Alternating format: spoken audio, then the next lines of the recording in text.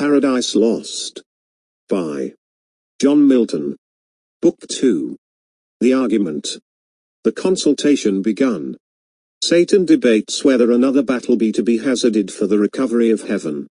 Some advise it. Others dissuade. A third proposal is preferred. Mentioned before by Satan, to search the truth of that prophecy, or tradition in heaven concerning another world, and another kind of creature equal or not much inferior to themselves, about this time to be created. Third out who shall be sent on this difficult search, Satan third chief undertakes alone the voyage, is honored and applauded. The council thus ended. The rest betake them several ways and to several employments, as their inclinations lead them, to entertain the time till Satan return. He passes on his journey to hell gates, finds them shut, and who sat there to guard them, by whom at length they are opened, and discover to him the great gulf between hell and heaven. With what difficulty he passes through, directed by chaos, the power of that place, to the sight of this new world which he sought, high on a throne of royal state, which far outshone the wealth of Ormus and of Indiana, or where the gorgeous East with richest hand chose on her kings barbaric pearl and gold. Satan exalted sat, by merit rised to that bad eminence, and from despair, thus high uplifted beyond hope, aspires beyond thus high, insatiate to pursue vain war with heaven, and by success untaught. His proud imaginations thus displayed, powers and dominions, deities of heaven. For since no deep within her gulf can hold immortal vigor, though oppressed and fallen, I give not heaven for lost. From this descent, celestial virtues rising, will appear more glorious and more dread than from no fall, and trust themselves to fear no second fate. Me though just right, and the fixed laws of heaven, did first create your leader, next free choice. With what besides, in council or in fight, hath been achieved of merit, yet this loss, thus far at least recovered, hath much more established in a safe unenvied throne, yielded with full consent, the happier state in heaven, which follows dignity, might draw envy from each inferior, but who here will envy whom the highest place exposes? Foremost to stand against the thunderer's aim, your bulwark, and condemns to greatest share of endless pain, where there is then no good for which to strive, no strife can grow up there from faction, for none sure will claim in hell precedence, none, whose portion is so small of present pain, that with ambitious mind will covet more. With this advantage then, to union, and firm faith, and firm accord, more than can be in heaven, we now return to claim our just inheritance of old. Surer to prosper than prosperity could have assured us, and by what best way, whether of open war or covert guile, we now debate. Who can advise, may speak. He seized, and next him Moloch, sceptred king, stood up, the strongest and the fiercest spirit that fought in heaven, now fiercer by despair. His trust was with Th eternal to be deemed equal in strength, and rather than be less, cared not to be at all, with that care lost, went all his fear, of God, or hell, or worse. He recked ye not, and these words thereafter spake. My sentence is for open war, of wiles more unexpert, I boast not, them let those contrive who need, or when they need, not now. For while they sit contriving, shall the rest, millions that stand in arms, and longing wait the signal to ascend, sit lingering here, heaven's fugitives, and for their dwelling place accept this dark opprobrious den of shame, the prison of his tyranny who reigns by our delay. No, let us rather choose, armed with hell flames and fury all at once, or a heaven's high toes to force resistless way, turning our tortures into horrid arms. Against the torturer, when to meet the noise of his almighty engine he shall hear infernal thunder, and for lightning see black fire and horror shot with equal rage. Among his angels, and his throne itself, mixed with Tartarian sulphur, and strange fire. His own invented torments.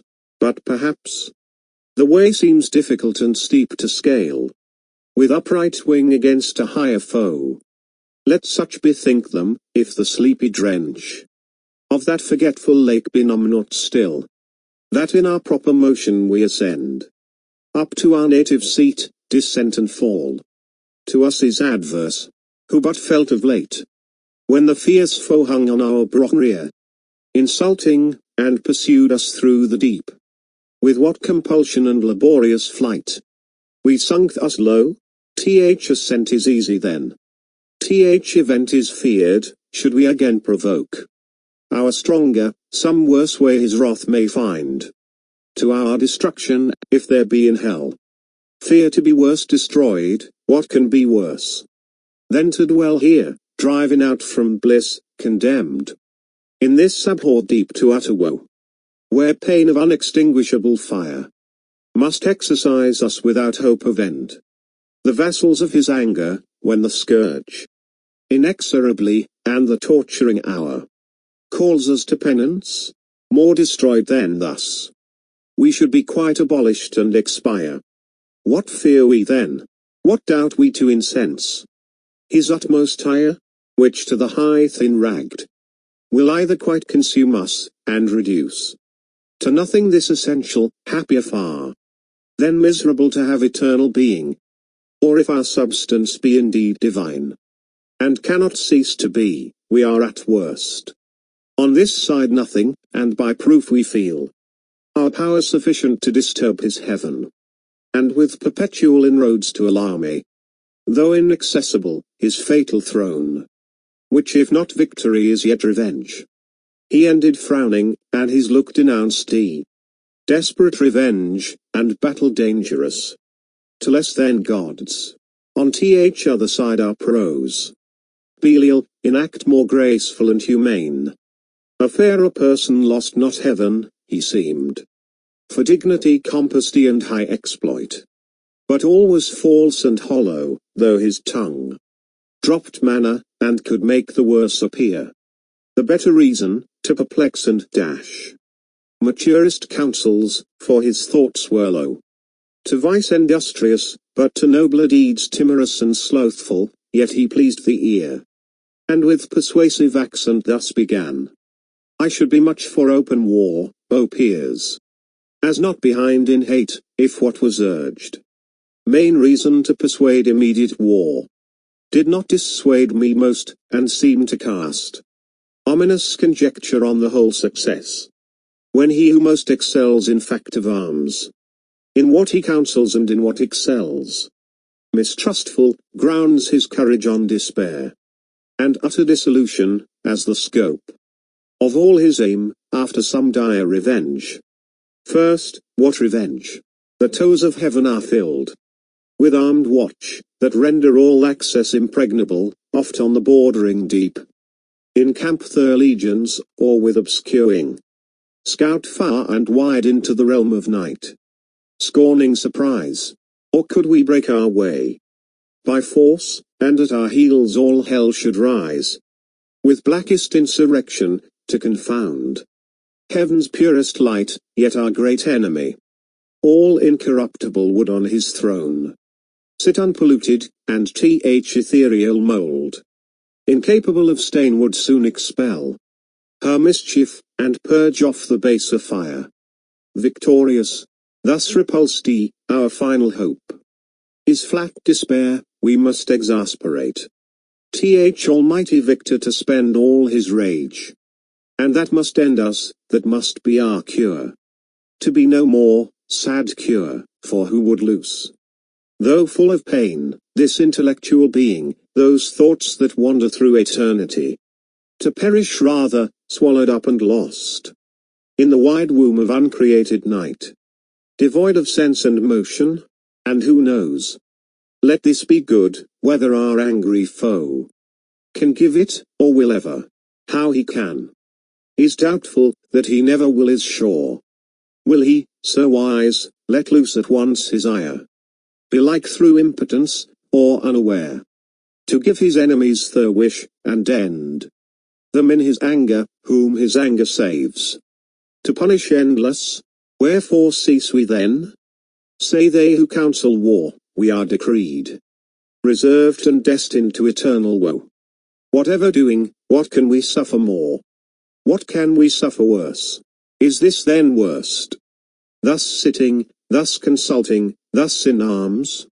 What when we fled amain, pursued and struck with heaven's afflicting thunder, and besought the deep to shelter us?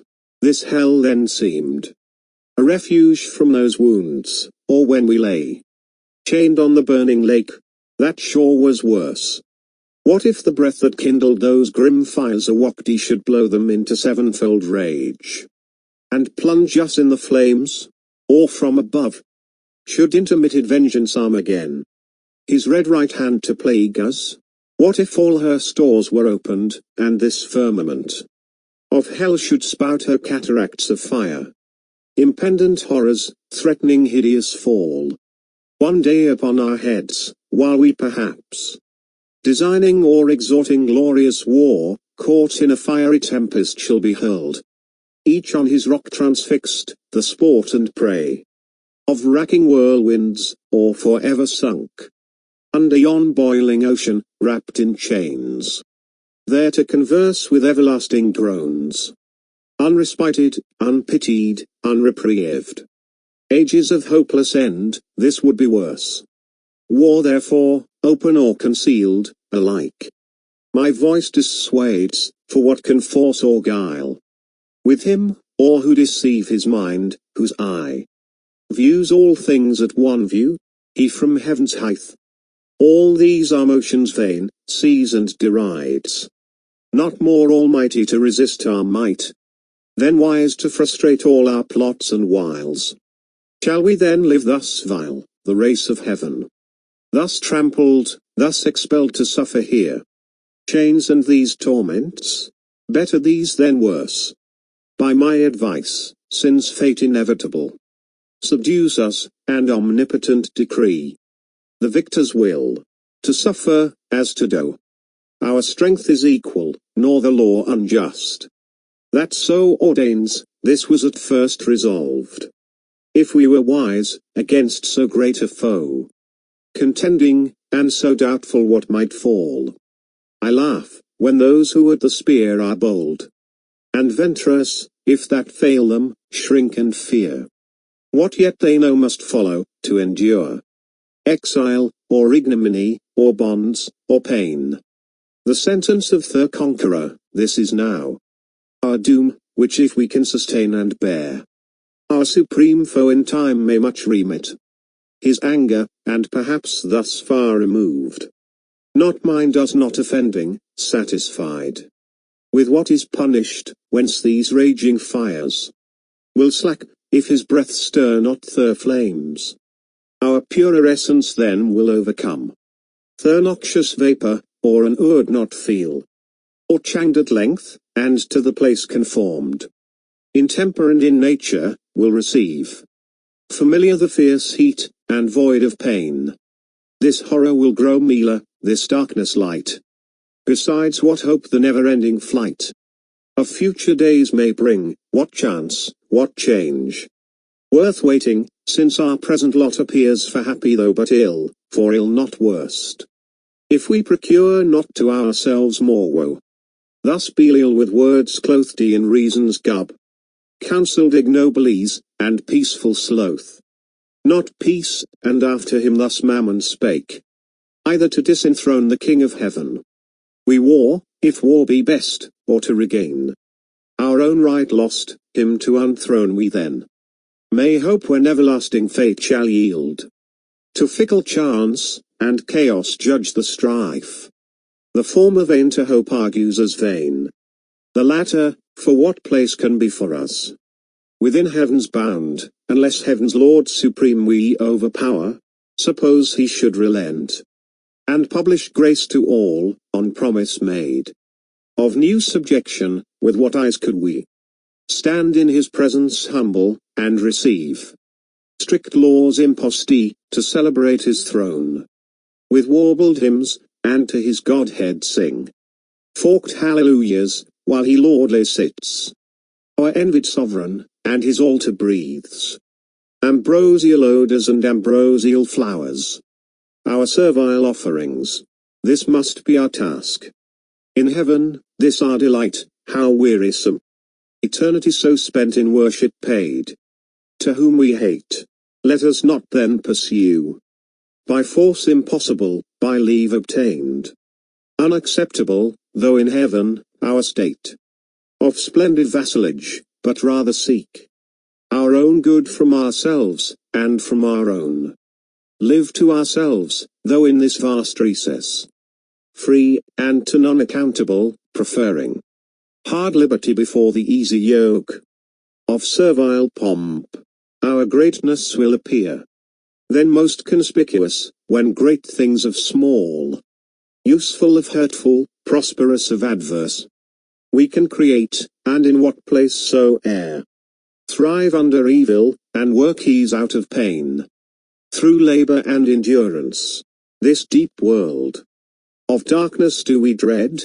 How oft amidst thick clouds and dark doth heaven's all-ruling Sire choose to reside, his glory unobscured, and with the majesty of darkness round covers his throne, from whence deep thunders roar, mustering the rage, and heaven resembles hell? As he our darkness, cannot we his light imitate when we please? This desert soil wants not her hidden luster, gems and gold, nor want we skill or art, from whence to raise magnificence, and what can heaven show more? Our torments also may in length of time become our elements, these piercing fires, as soft as now severe, our temper changed into their temper, which must needs remove the sensible of pain. All things invite to peaceful counsels, and the settled state of order, how in safety best we may compose our present evils, with regard of what we are and were, dismissing quite all thoughts of war. Ye have what I advise. He scarce had finished, when such murmur filled th assembly, as when hollow rocks retain the sound of blustering winds, which all night long had rued the sea, now with hoarse cadence lull seafaring men o'erwatched, whose bark by chance or pinnace sank as in a craggy bay. After the tempest, such applause was heard, as Mammon ended, and his sentence pleased, advising peace, for such another field they dreaded worse than hell, so much the fear of thunder and the sword of Michael wrought still within them, and no less desire to found this nether empire, which might rise by policy, and long process of time, in emulation opposite to heaven, which when Beelzebub perceived, then whom Satan except, none higher sat, with grave aspect he rose, and in his rising seemed a pillar of state, deep on his front engraven deliberation sat and public care, and princely counsel in his face yet shone.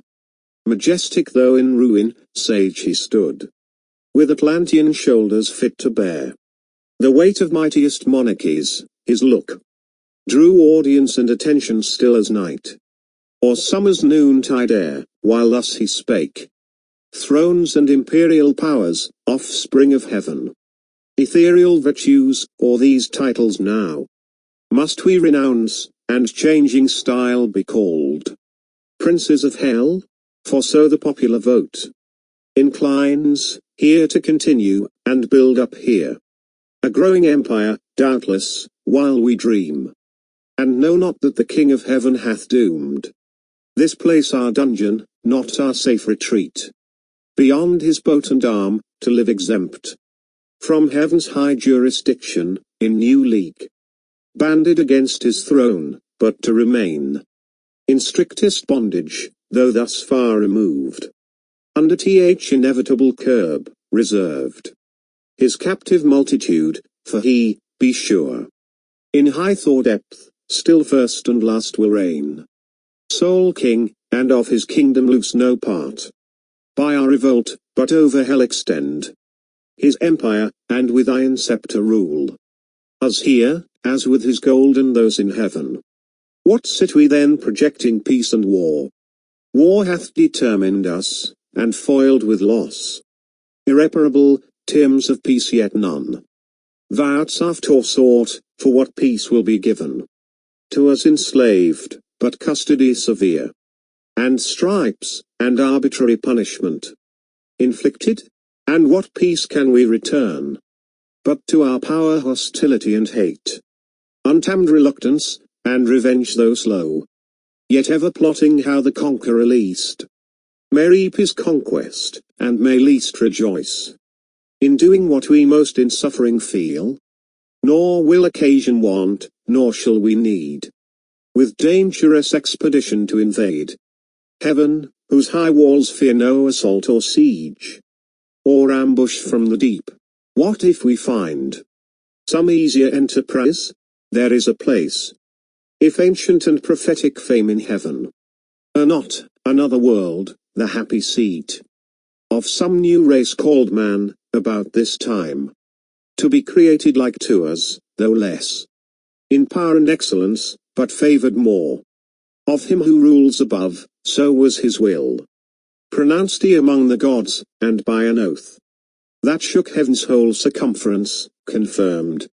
Thither let us bend all our thoughts, to learn what creatures there inhabit, of what mould or substance, how endued, and what their power, and where their weakness, how attempted best, by force or subtlety, though heaven be shut, and heaven's high arbitrator sit secure in his own strength, this place may lie exposed, the utmost border of his kingdom, left to their defense who hold it. Here perhaps some advantageous act may be achieved by sudden onset, either with hellfire to waste his whole creation, or possess all as our own, and drive as we were driven the puny habitants, or if not drive, seduce them to our party, that their God may prove their foe, and with repenting hand abolish his own works.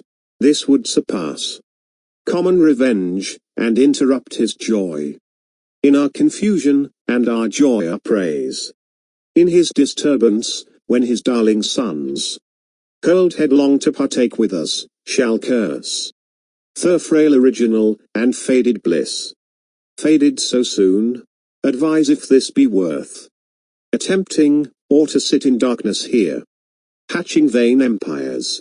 Thus Beelzebub pleaded his devilish counsel, first devised by Satan, and in part propoed, for whence but from the author of all ill could spring so deep a malice, to confound the race of mankind in one root, and earth with hell to mingle and involve, done all to spite the great Creator, but their spite still serves his glory to augment. The bold design pleased highly those infernal states, and joy sparkled in all eyes, with full assent they vote, whereat his speech he thus renews. Well have ye judged, well ended long debate, synod of gods, and like to what ye are, great things resolved, which from the lowest deep will once more lift us up, in spite of fate, nearer our ancient seat, perhaps in view of those bright confines, whence with neighboring arms and opportune excursion we may chance re-enter heaven, or else in some mealer zone dwell not unvisited of heaven's fair light, secure, and at the brightening orient beam purge off this gloom, the soft delicious air, to heal the scar of these corrosive fires. Shall breath her balm. But first whom shall we send in search of this new world? Whom shall we find Sufficient? Who shall tempt with wandering feet the dark unbottomed infinite abyss, and through the palpable obscure find out his uncouth way, or spread his eerie flight, upborne with indefatigable wings, over the vast abrupt, ere he arrive? The happy eel, what strength, what art can then suffice, or what evasion bear him safe through the strict sentries and stations thick of angels watching round? Here he had need all circumspection, and we now know less choice in our suffrage, for on whom we send the weight of all and our last hope relies. This said, he sat, and expectation held his look suspense, awaiting who appeared to second, or oppose, or undertake the perilous attempt, but all sat mute, pondering the danger with deep thoughts, and each in other's countenance read his own dismay.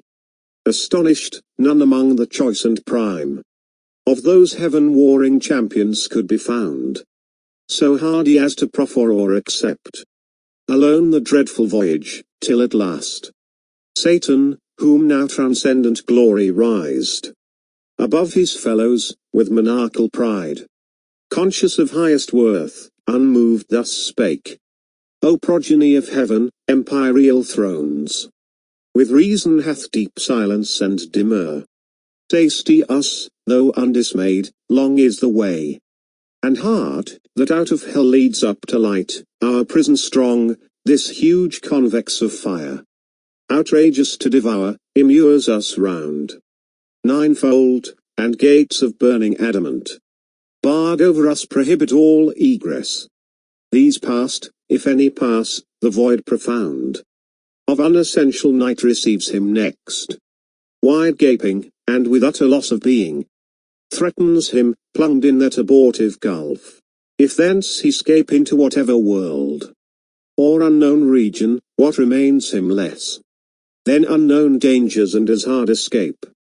But I should ill become this throne, O peers, and this imperial sovereignty, adorned with splendor, armed with power, if aught propoed, and judged of public moment, in the shape of difficulty or danger could deter me from attempting. Wherefore do I assume these royalties, and not refuse to reign, refusing to accept as great a share of hazard as of honor, due alike to him who reigns, and so much to him due of hazard more, as he above the rest high honored sits. Go therefore, mighty powers, terror of heaven, though fallen, intend at home, while here shall be our home, what best may ease the present misery, and render hell more tolerable, if there be cure or charm to respite or deceive, or slack the pain of this ill mansion, intermit no watch against a wakeful foe, while I abroad through all the coasts of dark destruction seek deliverance for us all. This enterprise none shall partake with me. Thus saying rose the monarch, and prevented all reply. Prudent, least from his resolution rised.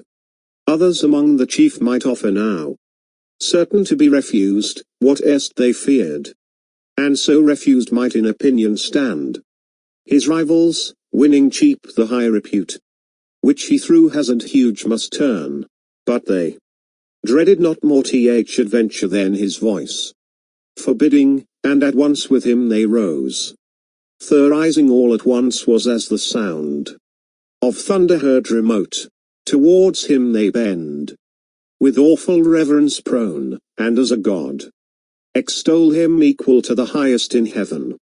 Nor failed they to express how much they prashed he, that for the general safety he despised his own, for neither do the spirits damned loose all their virtue, least bad men should boast their specious deeds on earth, which glory excites, or close ambition varnished o'er with zeal. Thus they their doubtful consultations dark ended, rejoicing in their matchless chief, as when from mountain tops the dusky clouds ascending, while the north wind sleeps, o'er spread heaven's cheerful face, the lowering element scowls o'er the darkened landscape snow, or shore. If chance the radiant sun with farewell sweet extend his evening beam, the fields revive. The birds their notes renew, and bleating herds attest their joy, that hill and valley rings. Oh shame to men, devil with devil damned. Firm concord holds, men wanly disagree. Of creatures rational, though under hope of heavenly grace, and God proclaiming peace, yet live in hatred, enmity, and strife among themselves, and levy cruel wars, wasting the earth, each other to destroy, as if, which might induce us to accord, man had not hellish foes enow besides, that day and night for his destruction wait. The Stygian council thus dissolved, and forth in order came the grand infernal peers. Midst came the mighty paramount, and seemed alone antagonist of heaven, nor less than hell's dread emperor with pomp supreme, and godlike imitated state, him round a globe of fiery seraphim enclosed, with bright emblazonry, and horrent arms. Then of their session ended they bid cry, with trumpets regal sound the great result. Toward the four winds four speedy cherubim put to their mouths the sounding alchemy. By Harold's voice explained, the hollow abyss heard far and wide, and all the host of hell with deafening shout returned them loud acclaim. Thence more at ease their minds and somewhat rised.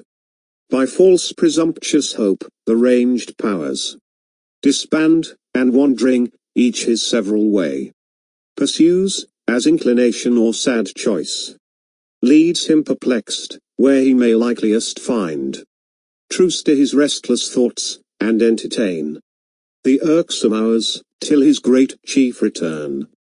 Part on the plain, or in the air sublime, upon the wing, or in swift race contend, as at Olympian games or Pythian fields. Part curb their fiery steeds, or shun the goal with rapid wheels, or fronted brigades form, as when to warn proud cities war appears wagged in the troubled ski, and armies rush to battle in the clouds, before each van prick forth the eerie nights, and couch their spears, till thickest legions close, with feats of arms. From either end of heaven the welkin burns. Others with vast Typhoean rage more fell rend up both rocks and hills, and ride the air. In whirlwind, hell scarce holds the wild uproar, as when Alcides from Icalia crowned with conquest, felt envenomed robe, and tore through pain up by the roots Thessalian pines, and Lycus from the top of Eta through into Euboic sea. Others more mealer retreated in a silent valley, sing with notes angelical to many a harp thrown heroic deeds and hapless fall by doom of battle, and complain that fate free virtue should enthrall to force or chance. Their song was partial, but the harmony, what could it less when spirits immortal sing? Suspended hell, and took with ravishment the thronging audience in discourse more sweet. For eloquence the soul, song charms the sense. Others apart sat on a hill retired, in thoughts more elevate, and reasoned high of providence, foreknowledge, will, and fate. Fixed fate, free will, foreknowledge absolute, and found no end, in wandering mazes lost.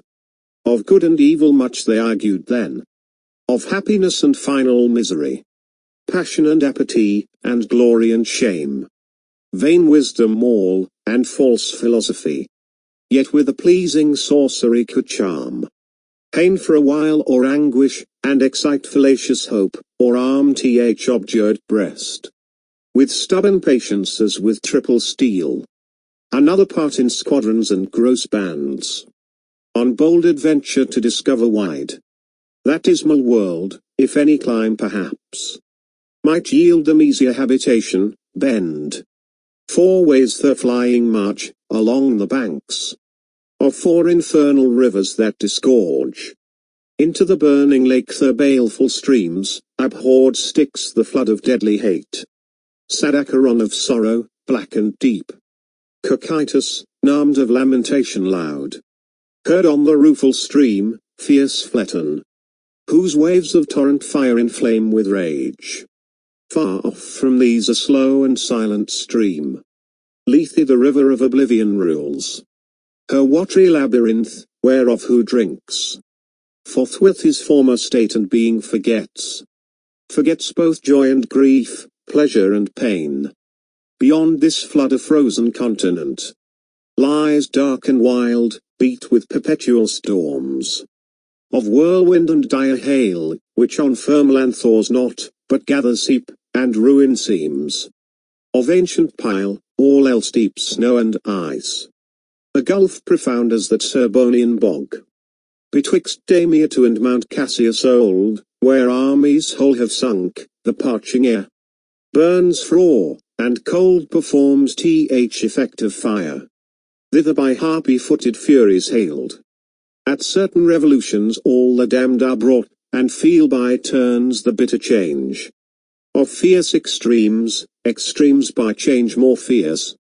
From beds of raging fire to starve in ice. Thir soft ethereal warmth, and there to pine. Immovable, infixed, and frozen round. Periods of time, thence hurried back to fire. They ferry over this Lethean sound. Both to and fro, their sorrow to augment. And wish and struggle, as they pass, to reach the tempting stream, with one small drop to loose. In sweet forgetfulness all pain and woe, all in one moment, and so near the brink. But fate withstands, and to oppose attempt Medusa with Gorgonian terror guards the ford, and of itself the water flies. All taste of living white, as once it fled. The lip of Tantalus, thus roving on, in confused march forlorn, adventurous bands, with shuddering horror pale, and eyes aghast, viewed first their lamentable lot, and found no rest, through many a dark and dreary vale. They passed, and many a region dolorous, or many a frozen, many a fiery Alp. Rocks, caves, lakes, fens, bogs, dens, and shades of death. A universe of death, which God by curse created evil, for eve only good. Where all life dies, death lives, and nature breeds. Perverse, all monstrous, all prodigious things. Abominable, unutterable, and worse than fables yet have feigned, or fear conceived. Gorgons and hydras, and chimeras dire. Meanwhile the adversary of God and man, Satan with thoughts inflamed of highest design, puts on swift wings, and towards the gates of hell explores his solitary flight. Sometimes he scours the right-hand coast, sometimes the left. Now shaves with level wing the deep, then Suarez up to the fiery concave touring high, as when far off at sea a fleet discreet hangs in the clouds, by equinoctial winds, close sailing from Bengala, or the eels of Ternate and Tidore, whence merchants bring their spicy drugs, they on the trading flood, through the wide Ethiopian to the Cape, ply stemming nightly toward the pole. So seemed far off the flying fiend, at last appear, hellbound's high reaching to the horrid roof. And thrice threefold the gates, three folds were brass, 3 iron, 3 of adamantine rock, impenetrable, empaled with circling fire, yet unconsumed. Before the gates there sat, on either side a formidable shape. The one seemed woman to the waist, and fair, but ended foul in many a scaly fouled. Voluminous and vast, a serpent armed, with mortal sting, about her middle round. A cry of hell-hounds never ceasing barked with wide Cerberean mouths full loud, and rung a hideous peal, yet, when they list, would creep, if aught disturbed their noise, into her womb. and kennel there, yet there still barked he and howled. Within unseen, far less abhorred than these. Vexed bathing in the sea that parts Calabria from the horse Trinacrian shore. Nor uglier follow the night hag, when called. In secret, riding through the air she comes.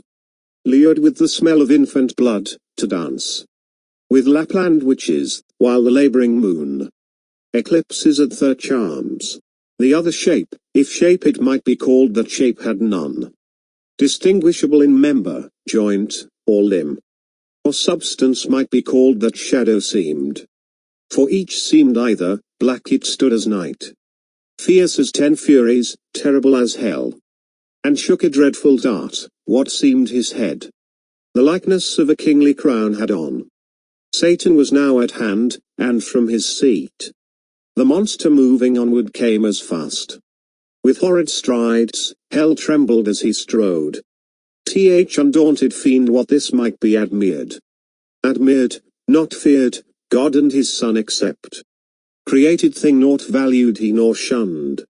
And with disdainful look thus first began. Whence and what art thou, execrable shape? That darst treat, though grim and terrible, advance. Thy miscreated front athwart my way. To yonder gates, through them I mean to pass. That be assured, without leave asked of thee, retire, or taste thy folly, and learn by proof. Hell-born, not to contend with spirits of heaven. To whom the goblin full of wrath replied. Art thou that traitor angel, art thou he? Who first broke peace in heaven and faith, till then unbroke, and in proud rebellious arms drew after him the third part of heaven's sons, conjured against the highest, for which both thou and the outcast from God are here condemned to waste eternal days in woe and pain? And reckonest thou thyself with spirits of heaven, hell-doomed, and breath's defiance here and scorn? Where I reign king, and to enrage thee more, thy king and lord, back to thy punishment, false fugitive, and to thy speed and wings. Least with a whip of scorpions I pursue thy lingering, or with one stroke of this dart. Strange horror seize thee, and pangs unfelt before. So spake the grisly terror, and in shape, so speaking and so threatening, grew tenfold more dreadful and deform, on t'other side. Incensed with indignation Satan stood, unterrified, and like a comet burned, that fires the length of Ophiuchus huge, in Arctic sky, and from his horrid hair shakes pestilence and war, each at the head levelled his deadly aim, their fatal hands. No second stroke intend, and such a frown each cast at each other, as when two black clouds, with heaven's artillery fraught, come rattling on over the Caspian, then stand front to front, hovering a space, till winds the signal blow, to join their dark encounter in mid-air. So frowned the mighty combatants, that hell grew darker at their frown, so matched they stood. For never but once more was either like to meet so great a foe, and now great deeds had been achieved, whereof all hell had rung. Had not the snaky sorceress that sat fast by Hellgate, and kept the fatal key, risen, and with hideous outcry rushed between. O Father, what intends thy hand, she cried, against thy only Son? What fury, O Son, possesses thee to bend that mortal dart against thy Father's head? And know'st for whom? For him who sits above and laughs the while at thee ordained his trudge, to execute whate'er his wrath, which he calls justice, bids. His wrath which one day will destroy ye both. She spake, and at her words the hellish pest forbore, then these to her Satan returned. So strange thy outcry, and thy words so strange. Thou interposest, that my sudden hand prevented spares to tell thee yet by deeds what it intends, till first I know of thee what thing thou art, thus double-formed, and why In this infernal vale first met thou call'st me father, and that phantasm call'st my son?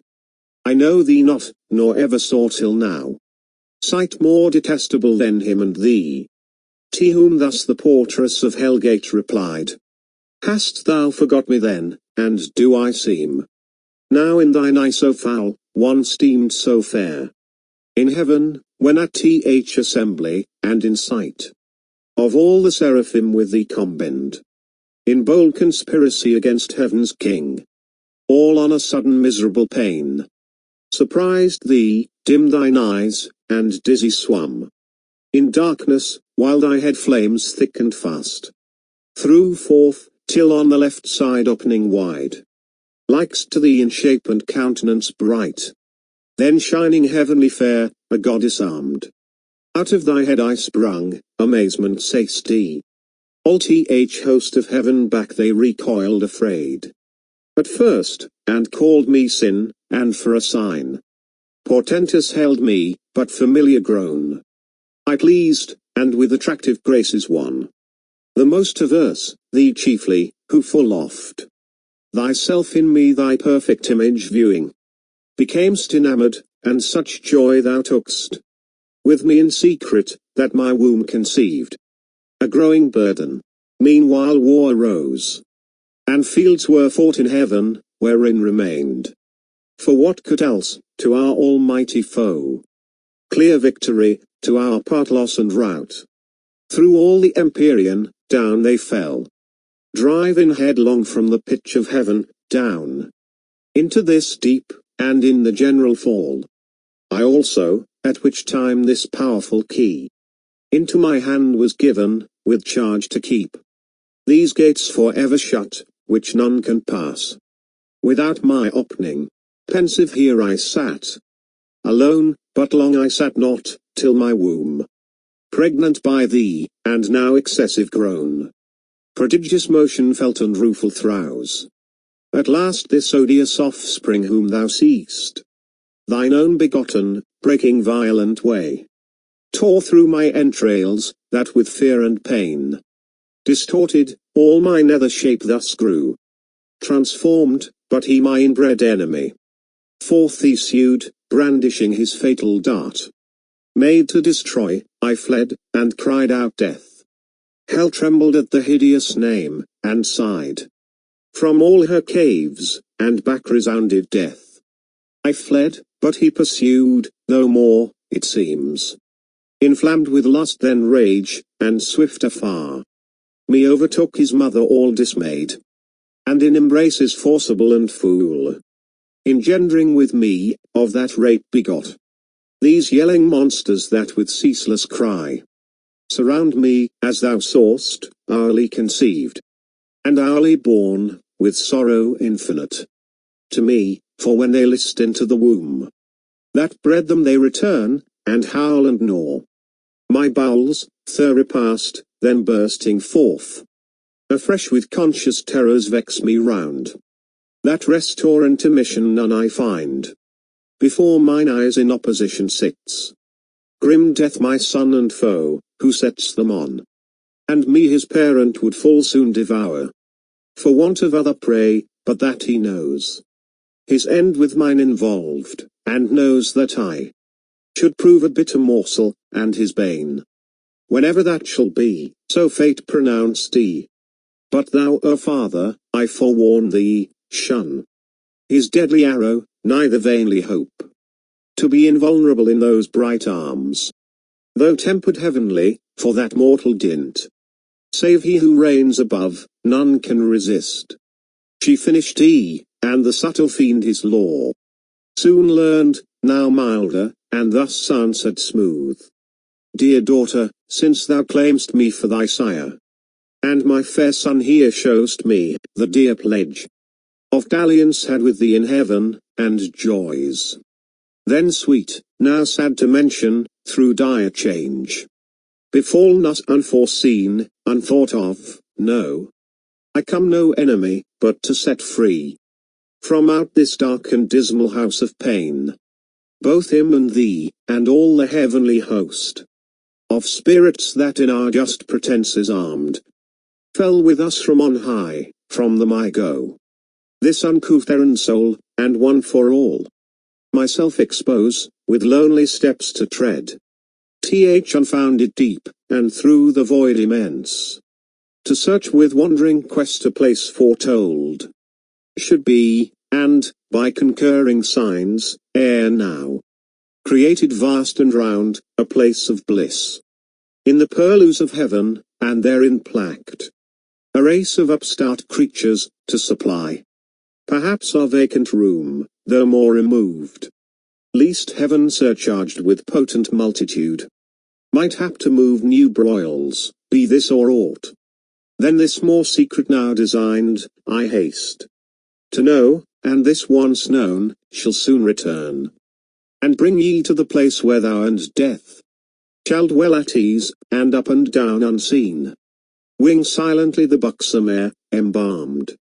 With odours, there ye shall be fed and filled. Immeasurably, all things shall be your prey. He seized, for both seemed highly pleased, and death grinned horrible a ghastly smile, to hear. His famine should be filled, and blessed his more. Destined to that good hour, no less rejoiced he. His mother bade, and thus bespake her sire. The key of this infernal pit by due, and by command of heaven's all-powerful king, I keep, by him forbidden to unlock these adamantine gates, against all force. Death ready stands to interpose his dart, fearless to be o'ermatched by living might. But what owe I to his commands above?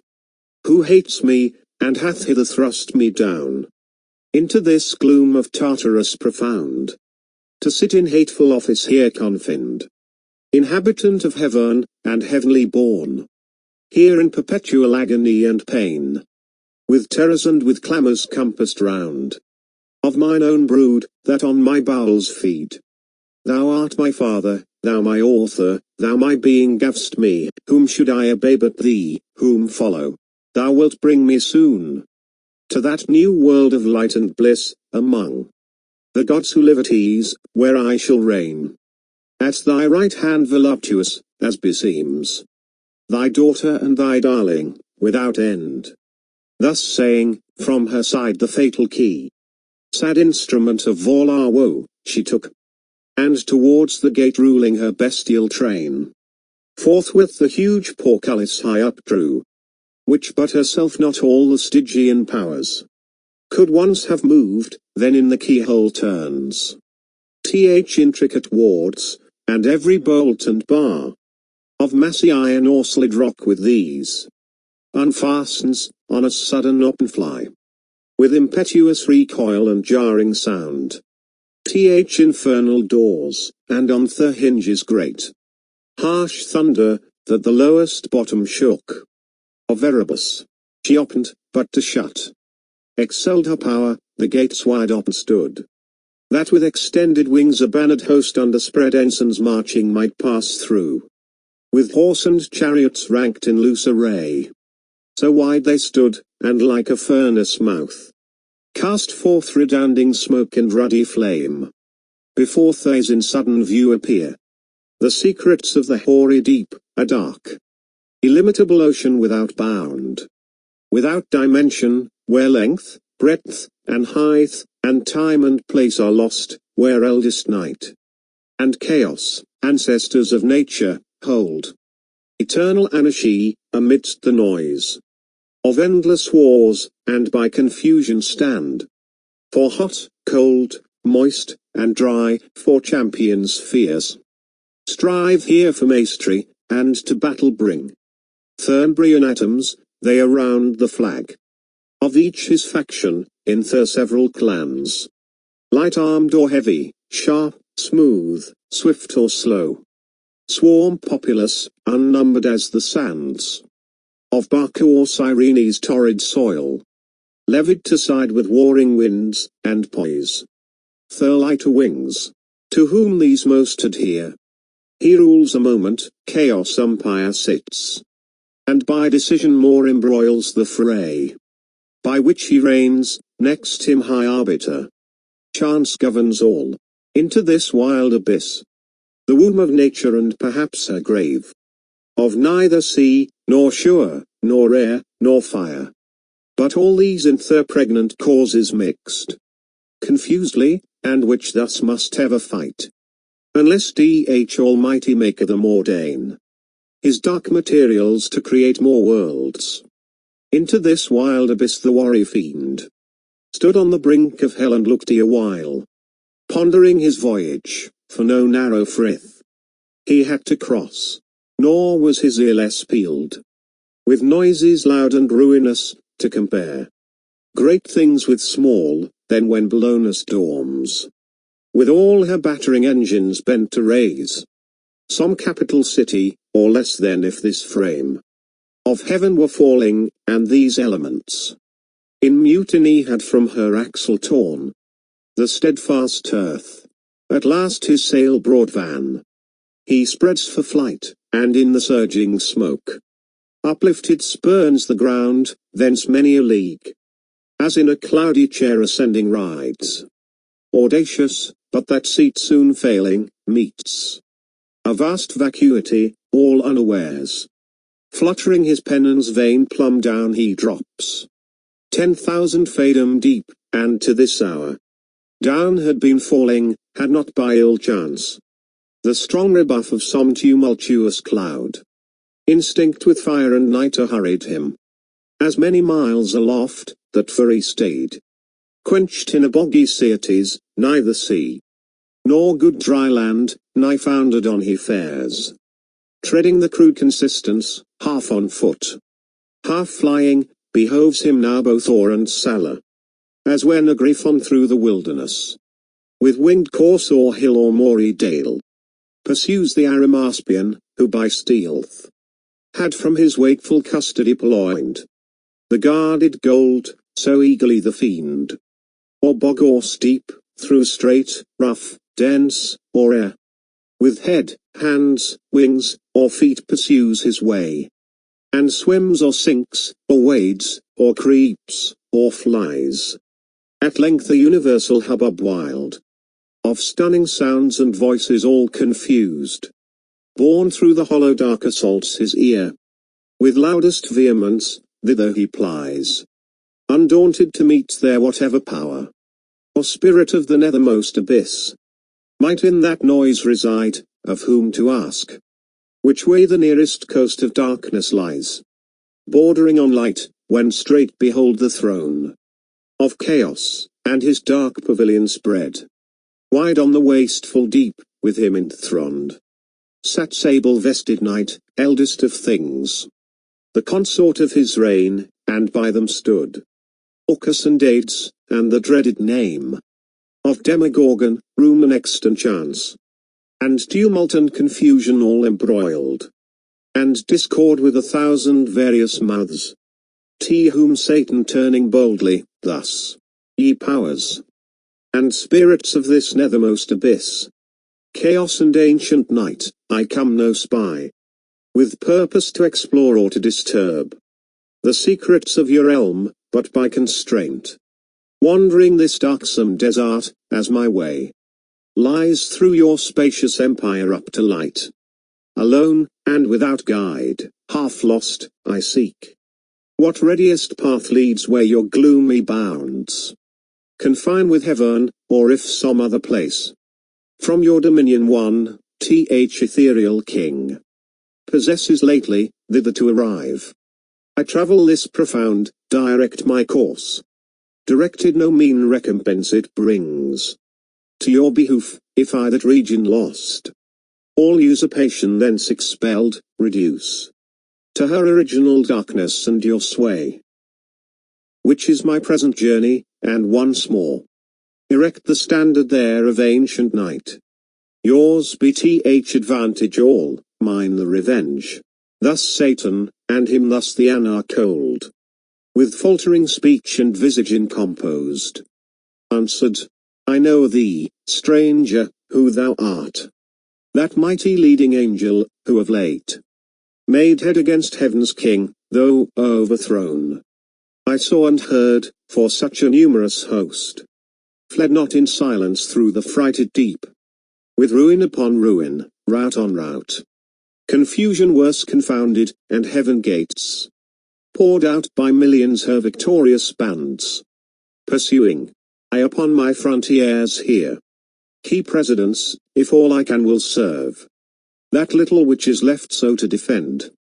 Encroached on still through our intestine broils, weakening the scepter of old night, first held your dungeon stretching far and wide beneath. Now lately heaven and earth, another world, hung o'er my realm, linked in a golden chain to that side heaven from whence your legions fell. If that way be your walk, you have not far. So much the nearer danger, go and speed. Havoc and spoil and ruin are my gain. He seized, and Satan stayed not to reply, but glad that now his sea should find a shore, with fresh alacrity and force renewed, springs upward like a pyramid of fire, into the wild expanse, and through the shock of fighting elements, on all sides round, environed wins his way, harder beset, and more endangered, than when Argo passed through Bosporus betwixt the jostling rocks, or when Ulysses on the larboard shunned Charybdis, and by other whirlpools steered. So he with difficulty and labor hard moved on, with difficulty and labor he. But he once passed, soon after when man fell. Strange alteration, sin and death amain, following his track, such was the will of heaven, paved after him a broad and beaten way, over the dark abyss, whose boiling gulf tamely ended a bridge of wondrous length. From hell continued reaching utmost orb of this frail world, by which the spirits perverse with easy intercourse pass to and fro, to tempt or punish mortals, except whom God and good angels guard by special grace. But now at last the sacred influence of light appears, and from the walls of heaven shoots far into the bosom of dim night a glimmering dawn. Here nature first begins her furthest verge, and chaos to retire as from her outmost works a broken foe, with tumult less and with less hostile din, that Satan with less toil, and now with ease, wafts on the calmer wave by dubious light, and like a weather-beaten vessel holds gladly the port, though shrouds and tackle torn, or in the emptier waste, resembling air, weighs his spread wings, at leisure to behold far off empyreal heaven, extended wide in circuit, undetermined square or round, with opal toes and battlements adorned of living sapphire, once his native seat, and fast by hanging in a golden chain. This pendant world, in bigness as a star, of smallest magnitude close by the moon, thither full fraught with mischievous revenge, accursed, and in a cursed tower he hies. The end of the second book. Thank you.